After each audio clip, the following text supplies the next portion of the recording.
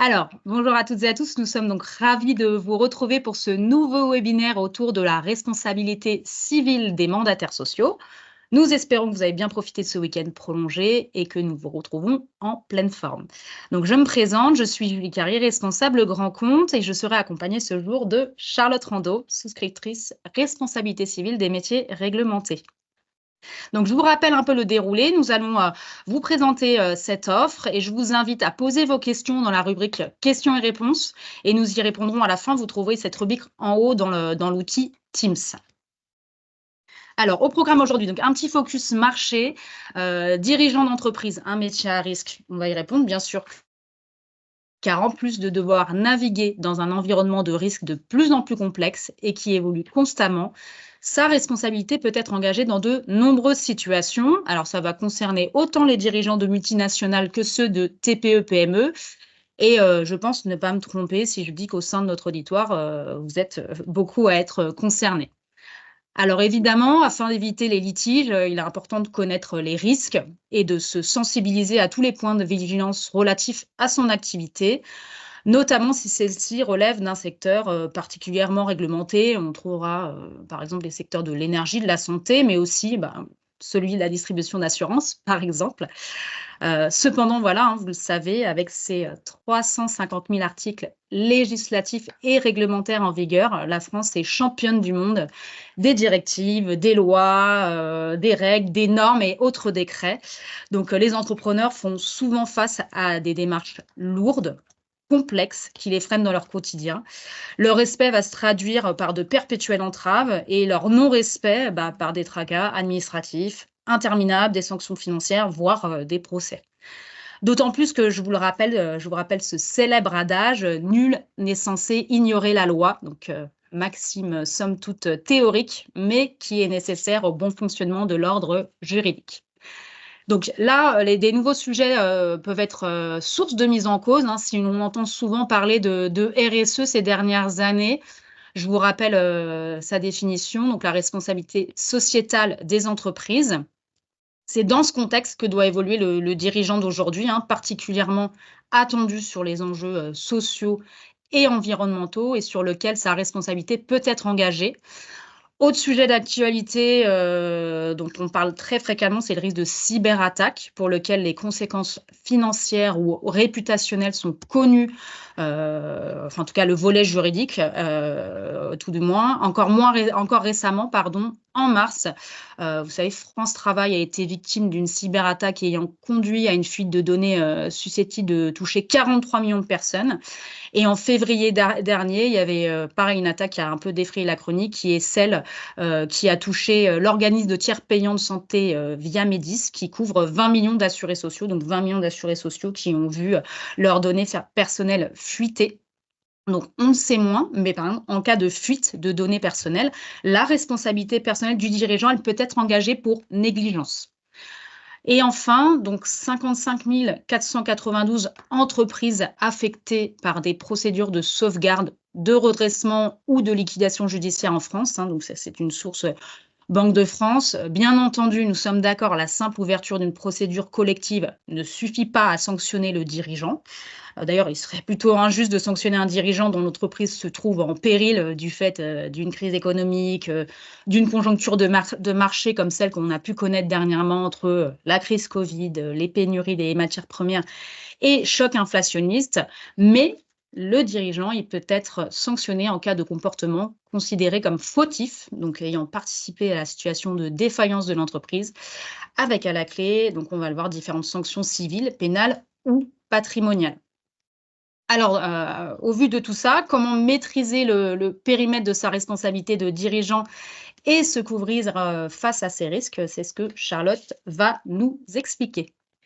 Bonjour à tous, donc je suis ravie d'animer ce webinaire pour vous présenter effectivement la couverture RCMS et à quoi sert-elle. Donc la couverture RCMS, responsabilité civile des mandataires sociaux, c'est un contrat qui vise à garantir, comme la responsabilité civile, toutes les personnes qui sont assurées contre les conséquences pécuniaires de toute réclamation qui pourrait être formulée à leur encontre pendant la période de garantie. C'est un contrat qui est souscrit par une société, une personne morale, mais dont les bénéficiaires sont les dirigeants. Elle couvre les dirigeants pour toutes les fautes personnelles qui seront commises, qui peuvent être commises dans le cadre de leurs fonctions. Et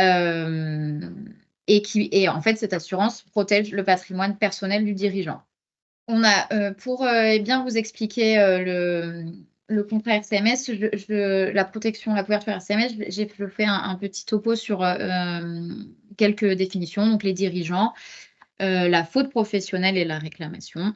Donc, le dirigeant qui est couvert par ce contrat-là, peut être un dirigeant de fait ou un dirigeant de droit.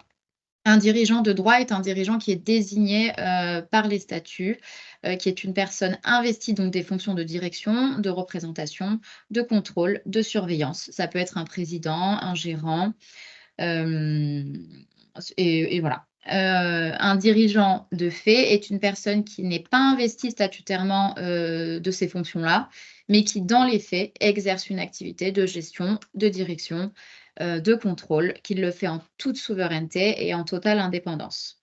Donc, ce dirigeant-là aurait commis une faute professionnelle. Donc, la faute professionnelle, c'est une erreur de droit, une omission, une négligence, une imprudence, une violation des statuts, des lois ou des règlements qui auraient des conséquences préjudiciables pour un réclamant. Le réclamant, donc la réclamation, peut être une poursuite d'une autorité qui peut être, par exemple, administrative, une autorité judiciaire, aux fins de sanction d'un des dirigeants ou des dirigeants de la société. Ça peut être aussi une mise en cause de la responsabilité personnelle d'une personne assurée sur le fondement d'une faute qui a été forcément introduite pendant la période de garantie. Quelques exemples de réclamations de réclamants plutôt ou de fautes.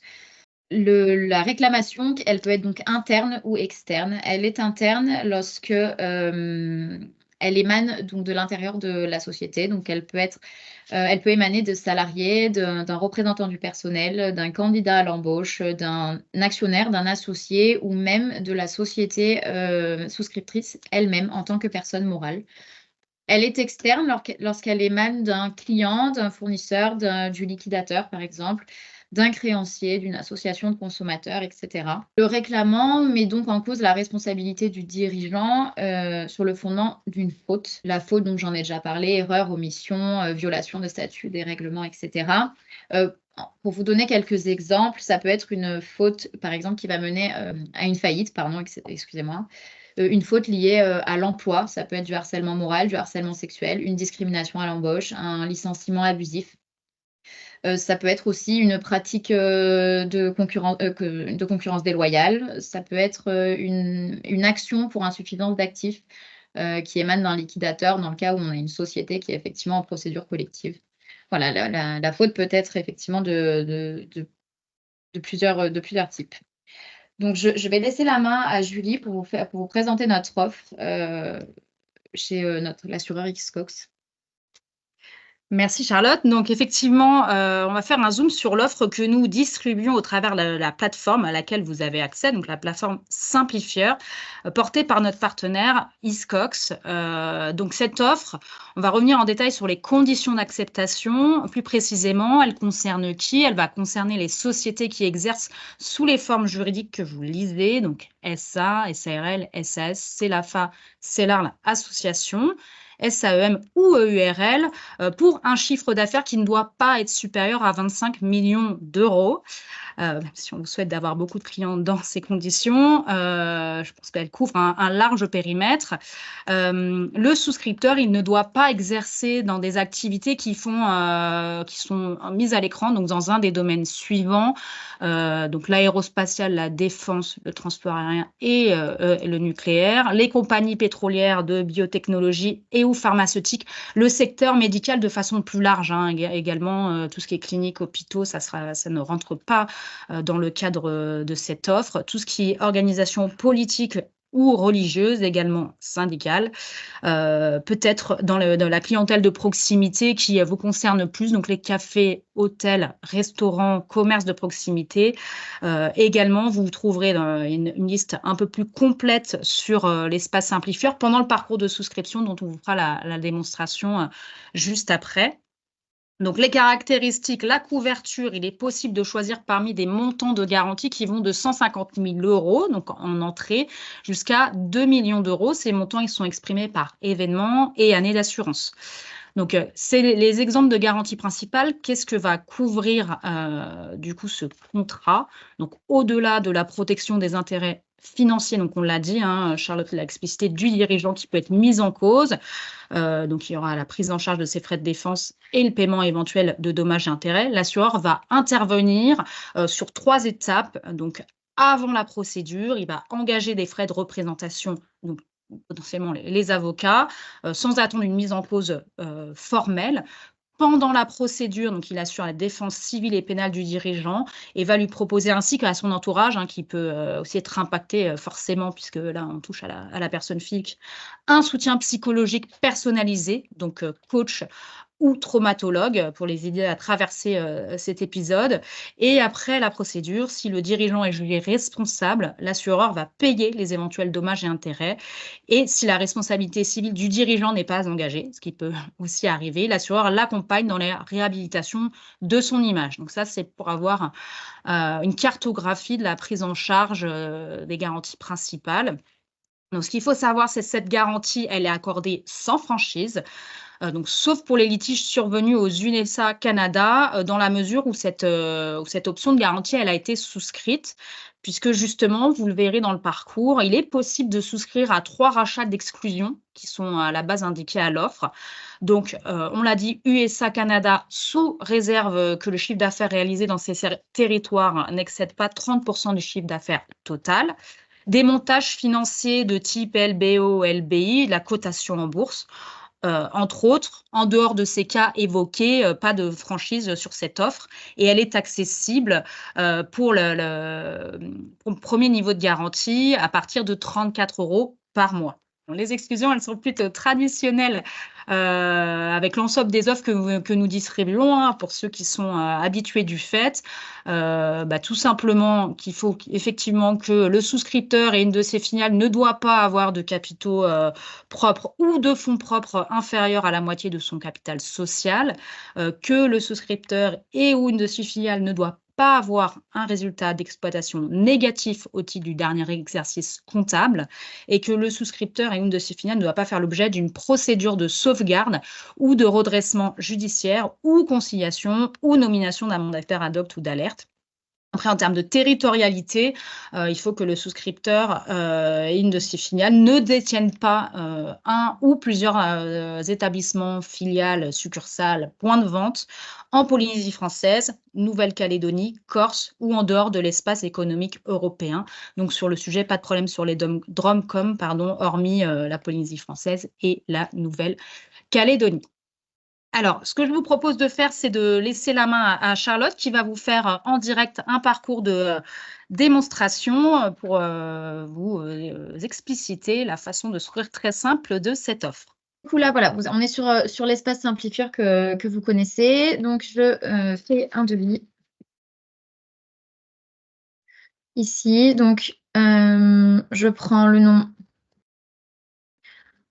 de la société que vous souhaitez assurer.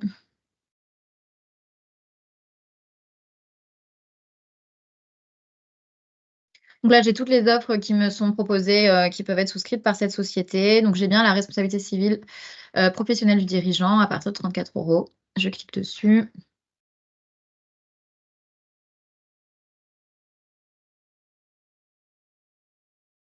Donc voilà, donc là, vous avez tout le parcours de souscription qui se présente comme ça et on va le remplir ensemble. Donc, tout d'abord, le chiffre d'affaires de votre entreprise, donc il ne doit pas dépasser 25 millions. On va faire. Voilà. Là, vous pouvez choisir effectivement le montant de garantie que vous souhaitez pour votre assurance de 150 000 à 2 millions d'euros. Je vais choisir 300 000 € par exemple. Là, vous avez donc les fameuses questions qui, moyennant une surprime, les couvertures qui, moyennant une surprime, que vous pouvez obtenir. Donc, notamment la couverture aux États-Unis. Si votre société fait l'objet d'un montage financier type LBO ou LBI, et si votre société est cotée en bourse, pardon. Donc, par exemple, si je mets non, voilà, j'ai déjà un tarif qui me sort et je peux effectivement racheter ces garanties-là. Et voilà, vous voyez le tarif en haut à droite est modifié. Donc voilà, donc ce sont effectivement voilà, des couvertures que vous pouvez racheter. Est-ce que, voilà, là on passe sur la question d'éligibilité. Est-ce que vous réalisez un chiffre supérieur à 25 millions d'euros? Si vous mettez oui, vous serez bloqué. Donc nous ne sommes pas en mesure de vous proposer une solution répondant aux besoins de couverture de votre activité. Idem, ça, ce sont toutes les activités qui sont exclues de l'offre. Celle qu'on a pu évoquer brièvement tout à l'heure, hein. Là, vous avez une liste un peu plus exhaustive, mais qui reprend grosso modo le périmètre évoqué. Est-ce que vous exercez sous une forme autre que SA, SARL, SAS, donc les formes qui sont les formes juridiques qui sont assurables sur ce contrat-là? Avez-vous pour chaque entité des capitaux propres ou des fonds propres inférieurs à la moitié du capital social? Avez-vous un résultat net négatif, une perte sur vos derniers états financiers? Donc non. Avez-vous une ou deux de vos filiales acquis ou fusionnées avec une entité qui représente plus de 30% de votre chiffre d'affaires consolidé sur les 12 derniers mois? Donc non. Avez-vous... Tout ça, ce sont des exclusions, hein. Donc si vous répondez oui, vous ne pourrez pas souscrire à cette offre-là. Avez-vous une de vos filiales ou participations des dirigeants ayant fait objet au cours des 5 dernières années d'une mise en cause susceptible d'engager leur responsabilité? Hein, avez-vous une de vos filiales connaissance de faits ou événements pouvant être à l'origine d'une réclamation susceptible d'engager la responsabilité d'un de vos dirigeants ou mandataires sociaux, y compris l'une de vos filiales ou participations? Donc non. Et êtes-vous actuellement assuré auprès d'Hiscox? Avez-vous demandé une proposition d'assurance au cours des 3 dernières années? Ou avez-vous souscrit un contrat couvrant des risques similaires auprès d'Hiscox ou ayant fait l'objet d'une résiliation pour impayé? Faites-vous ou l'une de vos filiales l'objet d'une procédure de sauvegarde, de liquidation judiciaire ou de conciliation ou nomination d'un mandataire ad hoc ou d'alerte? Donc non, procédure d'alerte. Et détenez-vous un siège social ou un établissement ou filiale ou succursale au point de vente situé en Polynésie française, Nouvelle-Calédonie, Corse ou en dehors de l'espace économique européen? Donc non. Donc la date d'effet du contrat, je ne peux pas souscrire avec un effet rétroactif. Là, je suis bloquée à la date du jour et je pense que je peux aller à 2 mois. Donc moi, je souscris aujourd'hui. Là, vous voyez, j'ai déjà mes documents, mes conditions générales et mon document d'information qui est sorti. Là, je remplis toutes les informations qui concernent le dirigeant.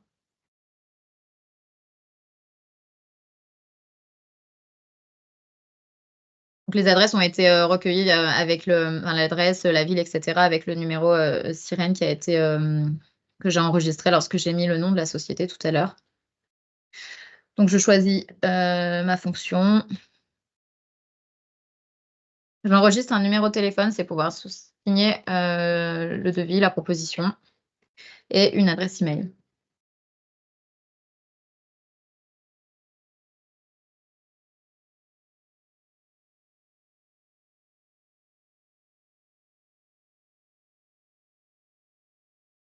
Voilà, et là, on a un nouvel encart, je ne sais pas si vous l'avez déjà vu, sur les bénéficiaires effectifs. Vous êtes obligé maintenant de les renseigner. Donc, le nom de naissance à renseigner s'il est différent du nom qui est indiqué ici. La situation maritale, la date de naissance.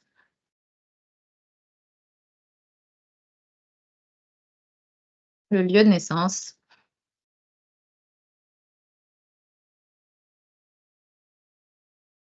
Et le pays de naissance.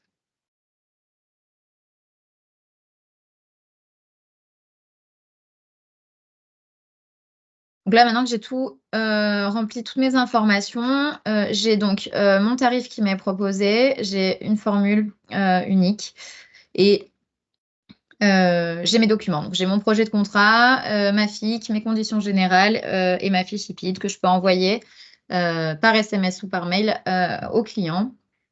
Donc mon projet de contrat se présente comme ça.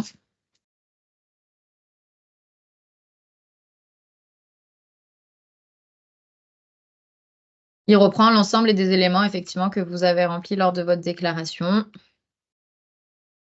Les déclarations, les clauses particulières, garantie, montant franchise, cotisation, date d'effet, etc. Comme sur tous les contrats. Là, ça reprend effectivement toutes les exclusions, toutes vos déclarations. Vous pouvez aller jusqu'à la fin. Et donc là, par exemple, je l'envoie par mail.